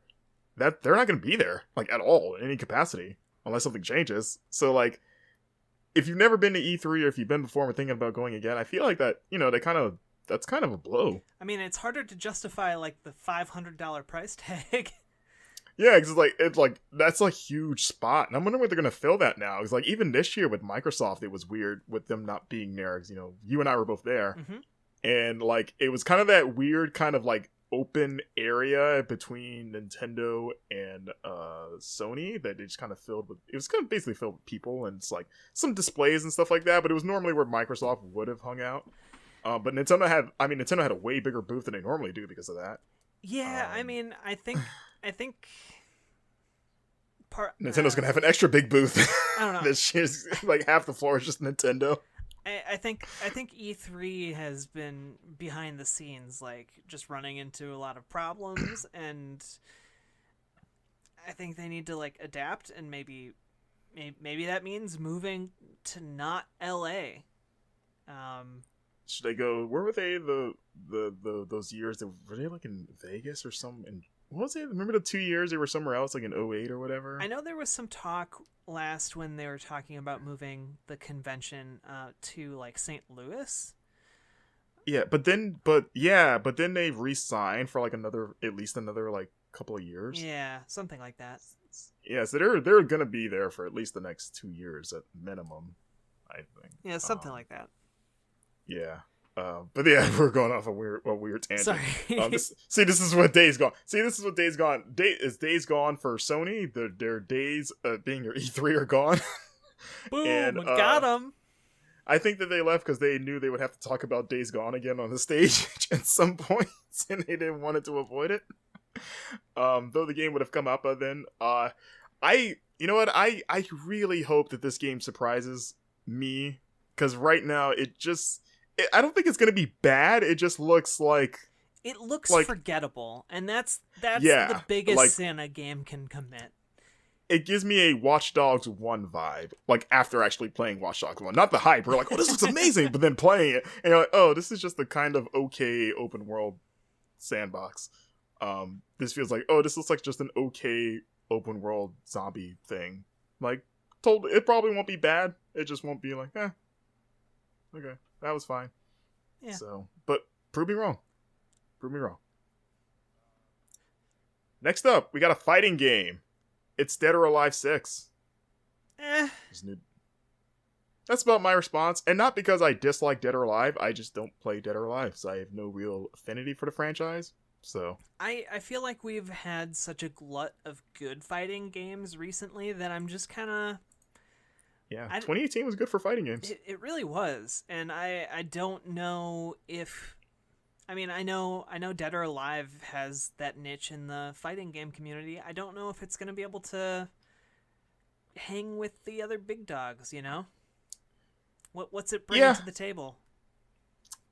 I could not tell you. I've seen the videos for it. It looks good. Like, I've played Dead or Alive here and there, like, over the years, just different ones, and I've never, like, disliked it. Like, I've always thought it was a totally tight and, like, well-playing game. I've just never, for whatever reason, I don't even know what the reason is, because I love fighting games. I've just never, like, actually bought one and, like, sat down and really, like, got to know it, and I really can't tell you why that is. The Dragon Ball Fighters game is awesome as a first fighting game to sit down and learn. Yes, and that game is great. I love that game. That's one of my favorite games of this year. Heck yeah. It's real good. Yeah, like, I think this game will be good because those games have a great pedigree behind them. I don't doubt that. I would like a reason to, like, actually learn and get to know, like, a new fighting game. So, like, I hope 6 does, like, exceptionally well. I don't think it'll fail because it's got a big fan base, and like I said, the games have always been pretty top notch.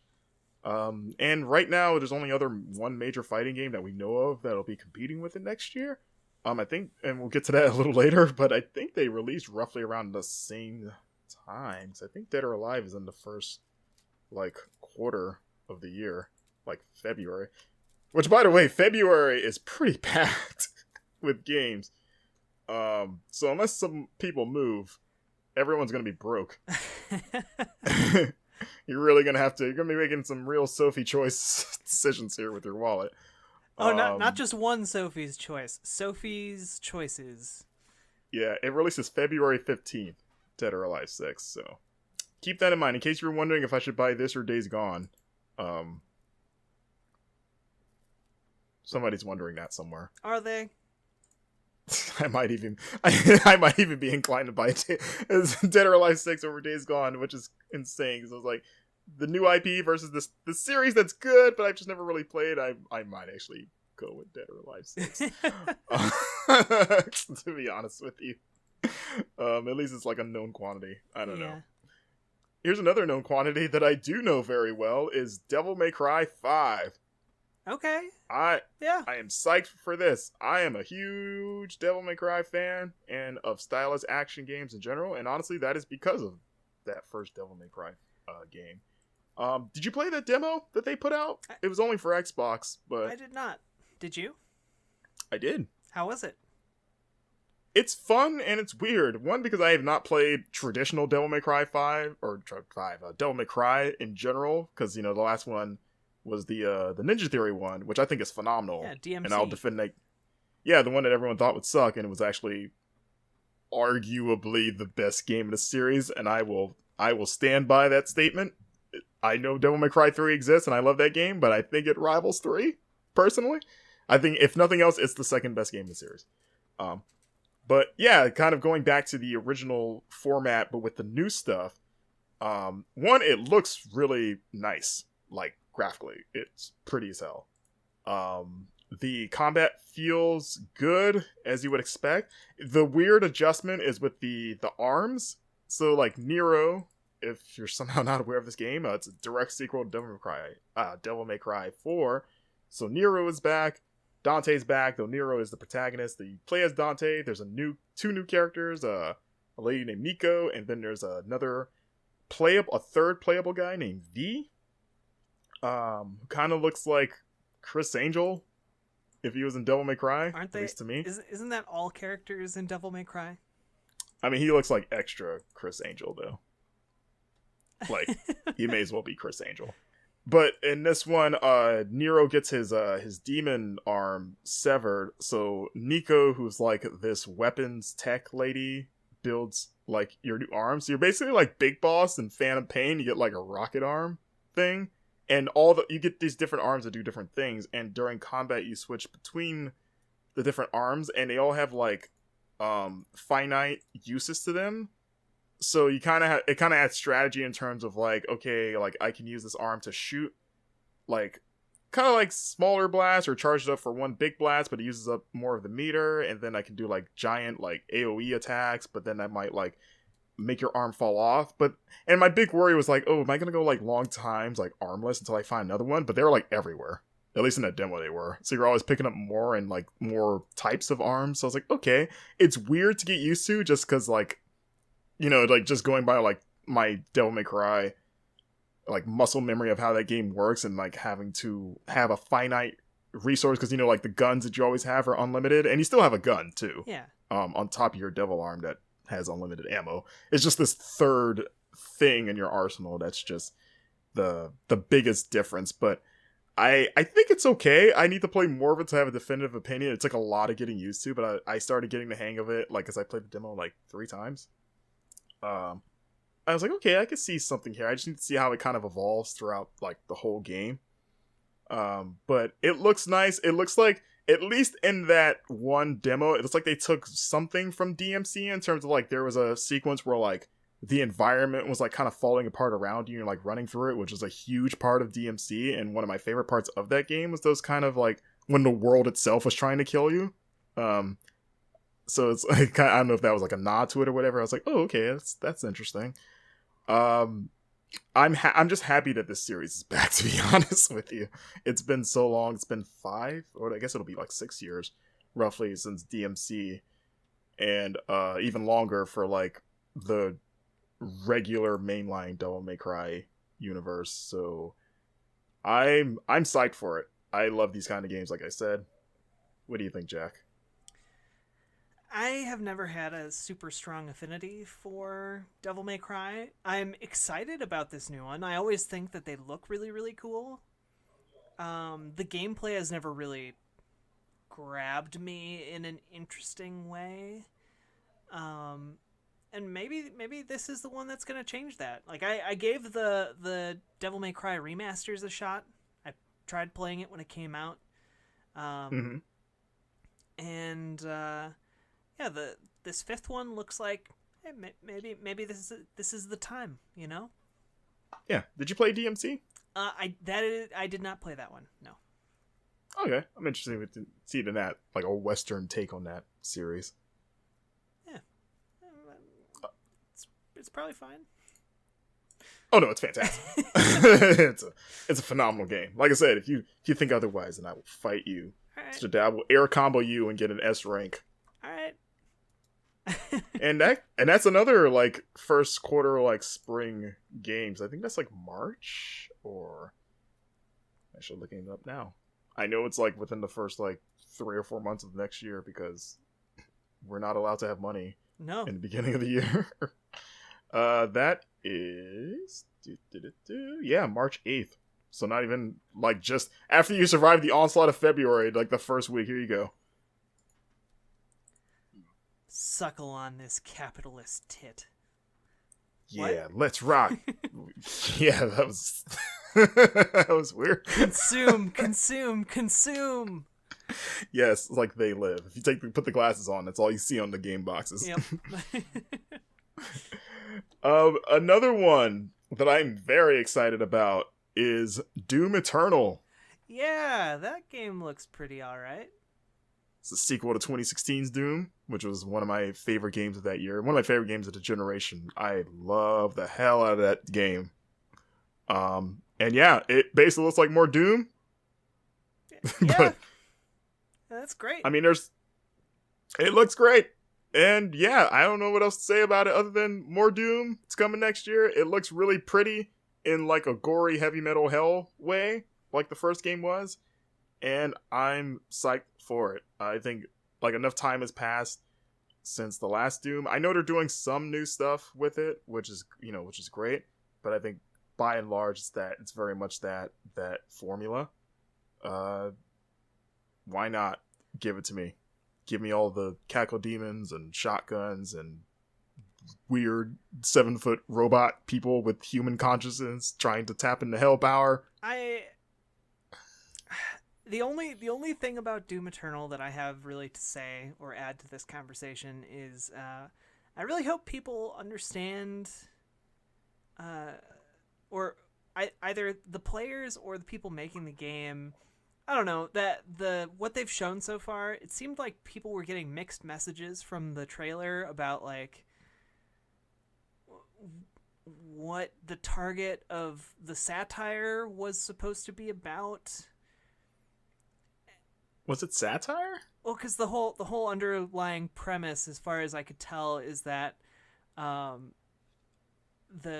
corporations of Earth believe that demons have been rehabilitated, and that's why they're all on Earth now.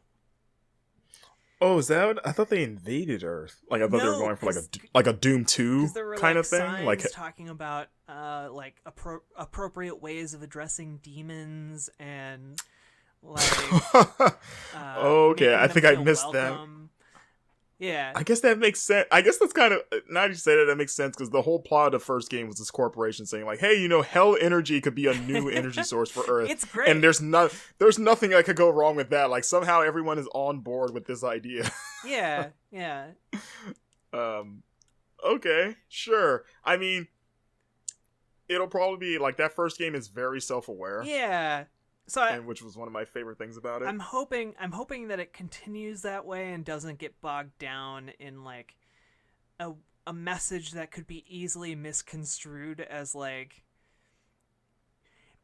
I mean, I think maybe there, especially in our current times, there is the possibility that people could look at Doom Eternal and be like, yeah, immigrants are demons, and totally miss any other nuance. And I'm hoping the game is able to provide more of or that. At least, or at the very least, they try to put nuance where there isn't nuance of like, oh, they're trying to say this, when they're just like, no, we're not actually saying anything. We just thought this would be funny. Yeah, I mean, I think things have intended and unintended meanings.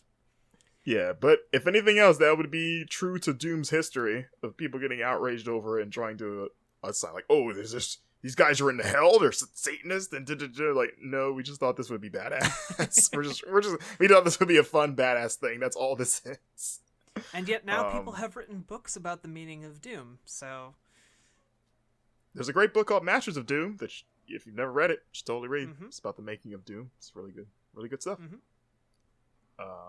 But yeah, I'm pumped for that game. Pumped like shotgun. That's the sound of the shotgun. In case that wasn't clear. I feel like it was pretty clear. Okay, in case you've never heard a shotgun before in your life. Alright, final game of the D's. We talked about it a little earlier. Dreams. This is another game that's been a long time coming. It's Media Molecule, Little Big Planet developers. Their next game. And much like Crackdown, Dreams was like... You remember Dreams was shown like at the birth of the PlayStation 4. Like... I think it was at that very first reveal of it, like the conference they did before E3 where they just, where they announced the console. They didn't show it until E3, but it was like remember when they showed like the video with the cubes falling and all that stuff. Like I think that's where Dreams popped up for the first time. It was definitely in 2013. So yeah, we've been waiting a long time for this game, and much like you said about the PlayStation Move coming back, this is a game that is kind of one of the modern vanguards of that, because I think it's entirely played with the Move, I believe. Yeah. Yep. Or do you just make stuff with the Move, and can you play through your shit with the controller? I was under the impression that you had to use the Move, but for like everything. I mean, that was my impression, but maybe that's incorrect. I don't know.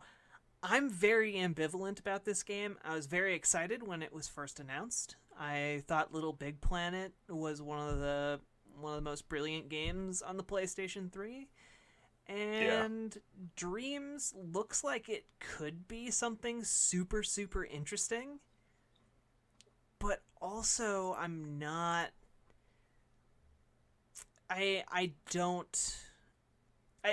it's the kind of game that's more of a tool set than a game, as far as I can tell. And that's what my worry too. Like, kind of like Concrete Gene of like every time they show like, oh, this looks like a cool thing to make, but like, how do you well, so like I, like because they've always talked about like, oh, you make interactive experiences with it. yeah, I'm not against the idea of it being a tool set, especially if it's a really impressive and easy to use and powerful set of tools.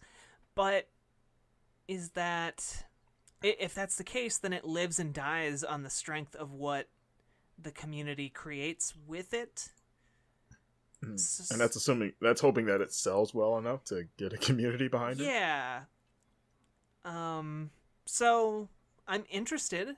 I just I need to see more of it. I need to sit and watch what people make with it in order to see if it's worth my time, I guess. Yeah, that's kind of where I'm at too. Like, this is one of those games where I need to wait for it to come out before I decide if I want to buy and see what people are doing in there. Like, and to also finally see what is this exactly? I hope it gets the community behind it that like Little Big Planet 2 had, where like people, like I spend so much time on those first two games, but especially Little Big Planet 2, which I think is the better one.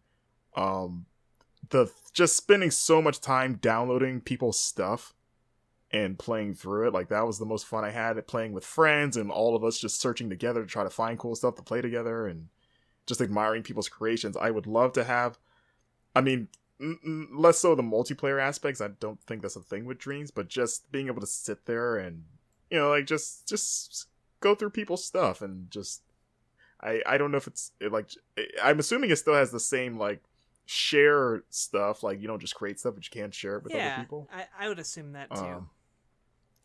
So yeah, like, but again, I just need to know. I just want to know for sure.